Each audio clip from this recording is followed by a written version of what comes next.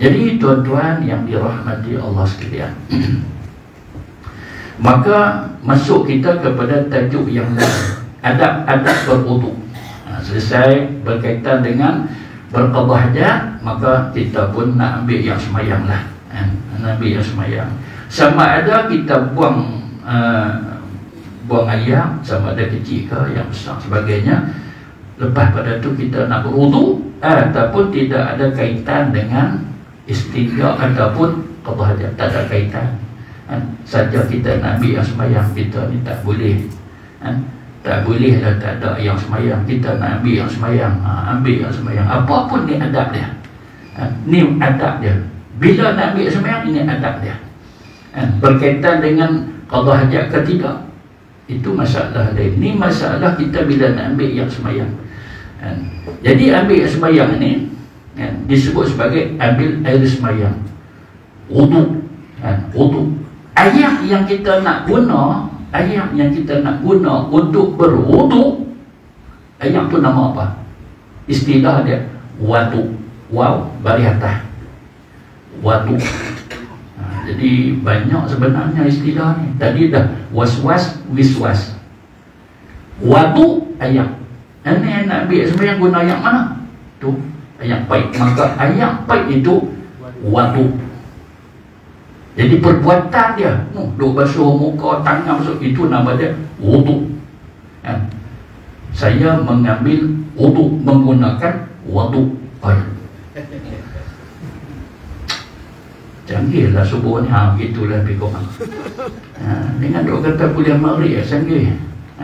Ya sikitlah subuh kita ni. Jadi apabila seorang itu nak mengambil air sembahyang, maka antara adab dia, apabila engkau selesai daripada istinja ni, ada kaitan dengan istinja. Sebelum ni ada tajuk berkaitan dengan istinja, maka inilah perkataan yang sesuai nak sambung masalah ni kepada wuduk. Dan kita kata tak ada kaitan pun dengan istinja kalau kita nak ambil semayang. Tak ada kaitan dengan qada hajat kalau kita nak ambil semayang. Main satu kawan, dia kata saya nak ambil semayang, qada hajat lagi.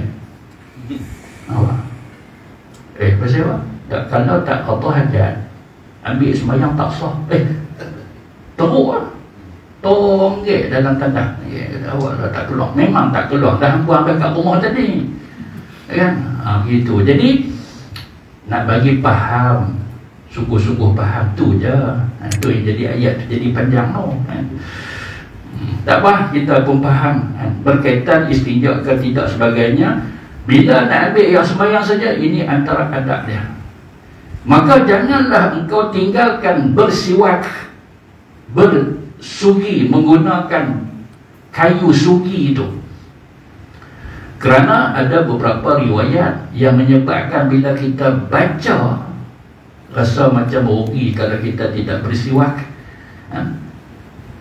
Ketika kita nak berwuduk, khususnya, bukan kata ketika kita nak ambil air semayang saja, bahkan buka tajuk bersugi, macam-macam cerita duduk kat situ.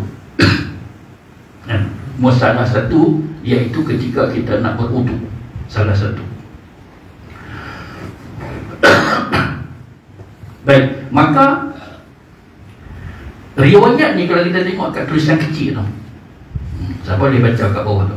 Hadis riwayat Imam An-Nasai dan Ibnu Majah daripada Aisyah radhiyallahu anha. Kita nak sentuh itu dulu. Dia punya kelebihan. Jangan duk nampak macam doa. Ni kelebihan. Apa dia? Matharatun lil fami wa mardatun lir rabbi wa maskhatatun lisyaitan. Ada 3 rakaat. 1, 2, 3 rakaat. Artinya bersiwak itu menyucikan mulut dan menyebabkan keredaan Tuhan dan membencikan bagi syaitan.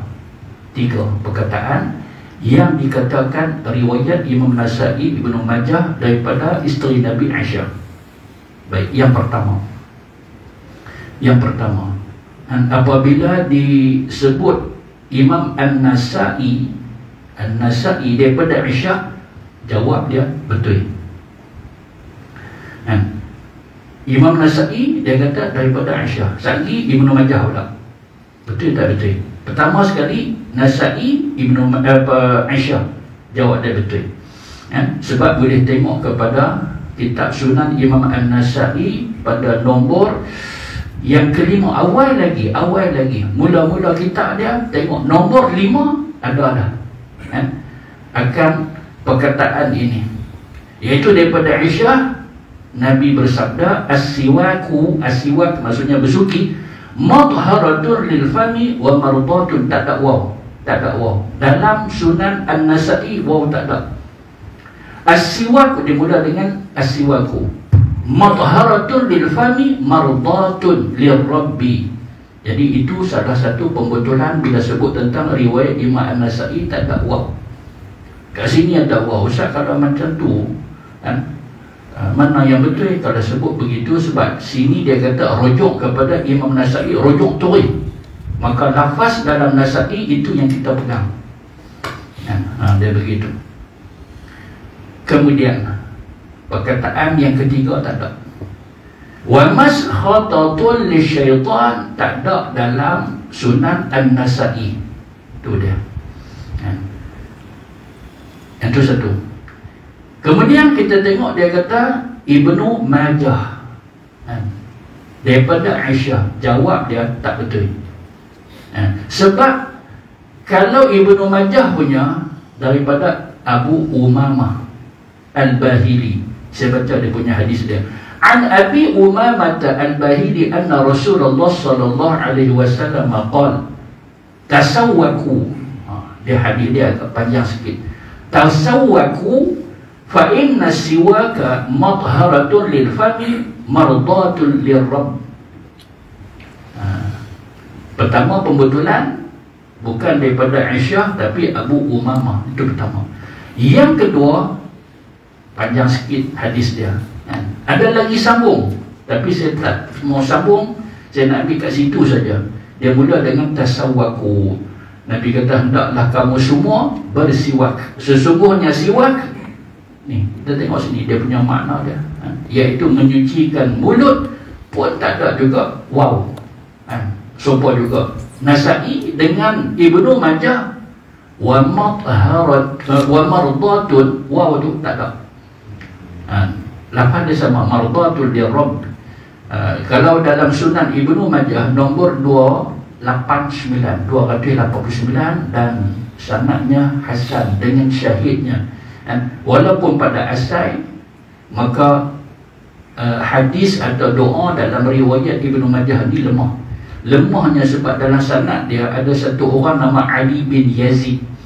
Tapi oleh kerana banyak riwayat sahih yang seakan itu, maka ulama kata statusnya hasan bisyawahidihi, maka boleh diterima sebab ada riwayat lain yang kuat menyokong akan hadis ini, begitu. Kemudian seterusnya habis dah bab Imam Nasa'i dengan Ibnu Majah. Satu lagi ni, mai kat mana ni? Wa maskhatatul lisyaitan, ambil mana ni?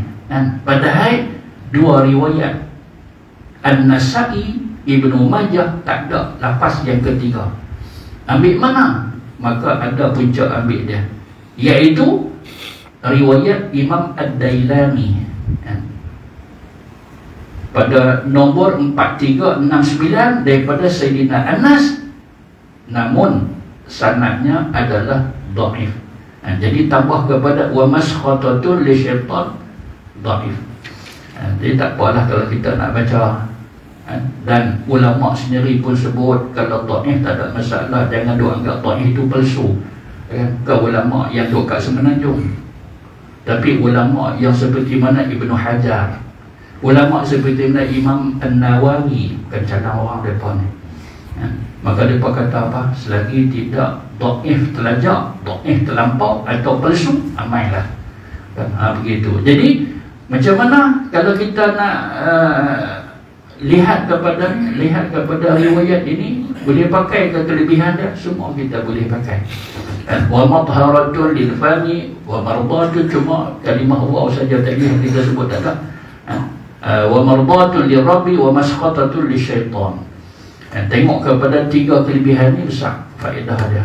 Dengan hanya kita bersiwak, tak sampai pun seminit, pegang, tolak balik bawah, cerita.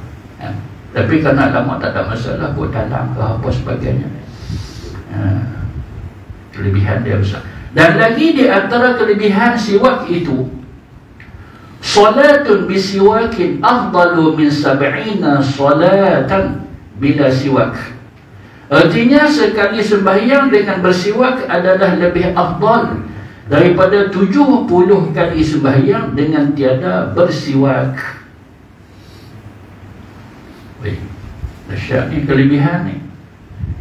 Sembahyang yang menggunakan siwak sebelum dia nak sembahyang.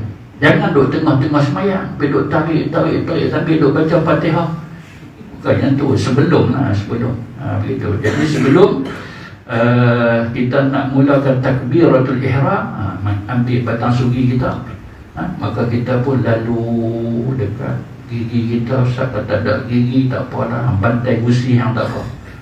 Gusi kawan pun nak juga keberkatan, kawan nak juga faedah ni, cecayak batang sugi tu masuk turun, dia akan rawat segala apa masalah perut. Ustaz nak tumbuh tak tumbuh dah Ustaz 70, bantai lah gusi, begitu. Kita isak-isak akan pecah-pecah sugi tu, isak. Nah, kita nak ambil ayam dia tu.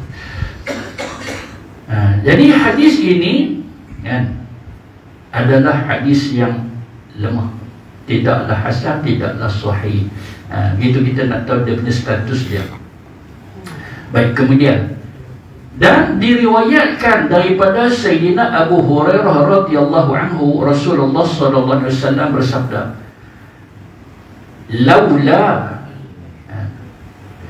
laula an asyqa ala ummati la amartuhum bisiwak fi kulli salatin. Tengok kat bawah kita dah nampak hadis Bukhari. Hadis Bukhari sahih daripada Sayyidina Abu Hurairah radhiyallahu anhu. Bahkan hadis ini bukan hanya pada Sahih Bukhari, bahkan ada dalam Sahih Muslim. Bukhari 6813, Muslim 252. Kod hadis dia. Hadis yang mana ni? Ni. Laula an asyqa ala ummati la amartuhum bisiwak fi kulli salatin. Artinya jikalau aku tidak menyusahkan ke atas umat aku, pasti aku wajibkan mereka bersiwak pada setiap kali sembahyang. Ini salah satu dalil dalam mazhab Imam Syafi'i. Imam Syafi'i kata apa dia? Kalau Nabi nak wajibkan, Nabi wajibkan. Tak ada sebut kalau susah ke tak susah ke. Kalau benda itu wajib, Nabi kata wajib, maka berdasar kepada matan hadis ini, maka hukum bersiwak bukannya wajib. Dan ini adalah pendapat majoriti ulama. Hanya adalah segelintir pendapat antara Daud Az-Zahiri. Satu ulama nama dia Daud Az-Zahiri, dia kata apa? Dia kata berdasar kepada hadis ini, maka bersiwak hukum dia wajib. Jadi pendapat dia dikritik ramai oleh ulama. Tak apalah, nak tak pilihan, nak pakai yang tu. Dia kata ni wajib ni. Sampai Nabi kata ni wajib ni. La amar tu aku akan wajibkan. Padahal Nabi kata apa? Laula an asyqa. Dia begitu. Dia sebab apa pendapat kadang berbeza-beza ni antara dia yang ni lah. Sebab apa? Sebab masih lagi dipertikai tentang keadaan. Pasal tak jelas. Kalau jelas tak ada apa nak.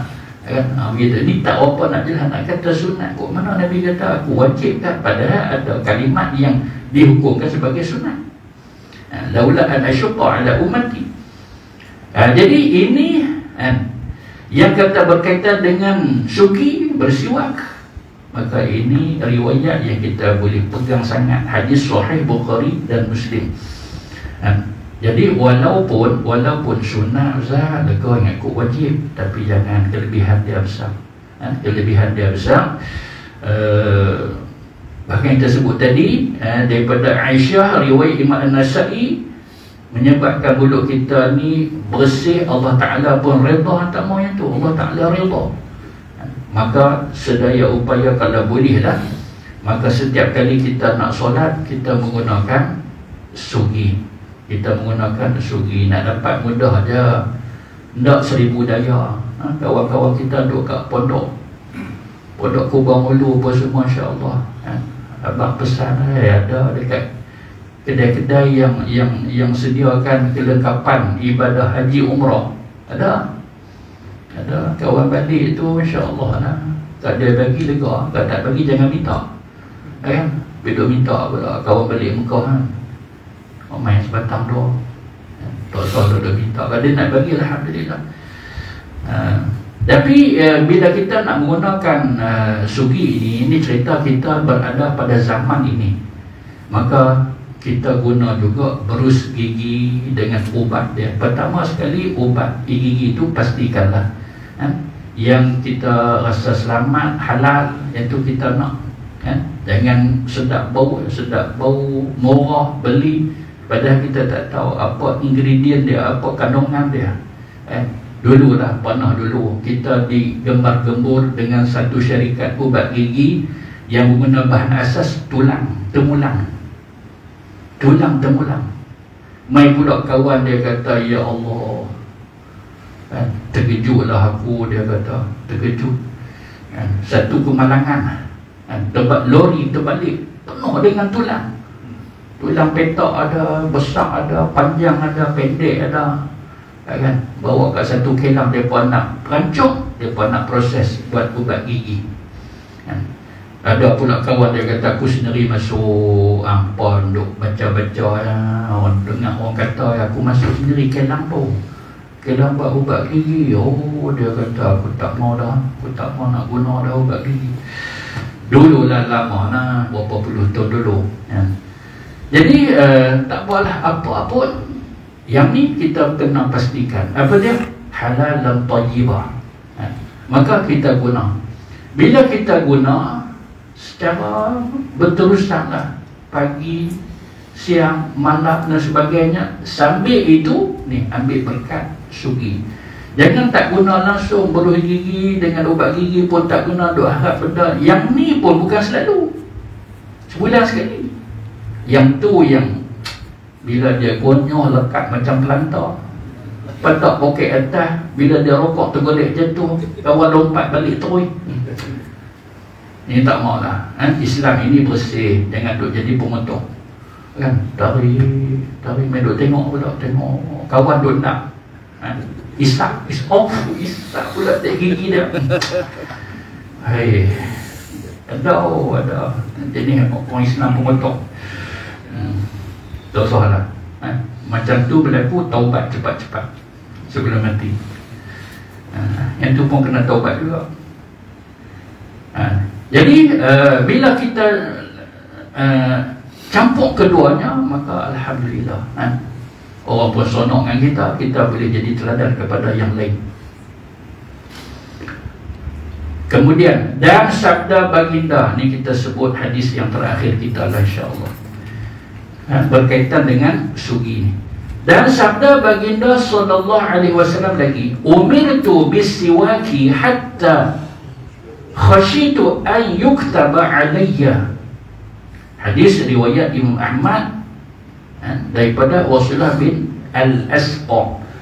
Artinya, aku selalu diperintahkan bersiwak oleh Allah Ta'ala. Selalu merintahkan aku bersiwak. Ni dia duduk dalam karungan ni, dia ulang balik nak bagi kita betul-betul faham. Dia kata apa? Dia kata, Nabi kata ni, Allah sentiasa suruh pesan kepada aku untuk bersiwak, sehingga aku khawatir siwak itu akan diwajibkan ke atas aku. Allah selalu pesan, siwaklah wahai Nabiku, wahai Rasulku, siwaklah. Nabi bimbang, takut-takut bersiwak ini menjadi wajib ke atas Nabi. Maka ini juga sebagai dalil bersiwak itu hukum dia bukan wajib, bahkan sunat. Tapi ada juga sumpah tadi lah, ada juga dia rasai takkan nak sunat. Kan itu. Begitulah yang menjadi perbezaan antara ulama-ulama ni. Cumanya apa dia? Yang tadi Bukhari Muslim jelas hadis yang sahih. Apa dia? Iaitu sunat apabila kita nak mendirikan solat bersiwak. Berbalik kepada ni tak sah hadis baru kita baca ni, apa status hadisnya? Lemahnya sebab apa? Sebab ada dalam riwayat, ada sanad dia satu perawi nama dia Lais bin Abi Salim. Dia seorang yang lemah, dan ada lagi perawi yang dia bukan dan dalam sanad itu perawi periwayat dalam sanad itu yang bermasalah. Jadi hukum kepada hadis ini adalah hadis yang lemah dalam Musnad Imam Ahmad 16050. Jadi alhamdulillah kita dapat beberapa hadis pada subuh ini. Yang pertama kita dapat hadis salatun. Atas tadi pun kalau kita dah pecah tadi dah berapa riwayat dah, daripada Abu Umamah, daripada Aisyah, dua dah, daripada siapa lagi? Riwayat Imam Ad-Dailami, riwayat Imam Ad-Dailami daripada Sayyidina Anas, tiga dah kat situ. Betul bawah artinya beberapa hadis yang berkaitan dengan siwak, bersugi. Cuma ulama-ulama kita kempenlah supaya menggunakan ranting daripada pokok zaitun. Dia adalah kayu sugi yang terbaik. Dia warna gelap-gelap sikit. Dia bukan yang putih cerah tu, dia gelap-gelap sikit. Batang kayu atau ranting pokok zaitun. Wallahu ta'ala a'lam. Cakap itu saja, nanti kita sambung berkaitan dengan menghadap kiblat ketika nak berwudu, berkaitan dengan siwak. Alhamdulillah, maka selesai. Bahkan banyak lagi masalah-masalah berkaitan dengan siwak ini. Cukup dengan 4 riwayat yang ada dalam kitab Bidayatul Hidayah. Wallahu ta'ala a'lam. Setakat itu saja, yang benar daripada Allah Ta'ala. Silap puan saya, kita tangguh dengan tasbih kafarah. Bismillahilladzi la yadurru ma'asmihi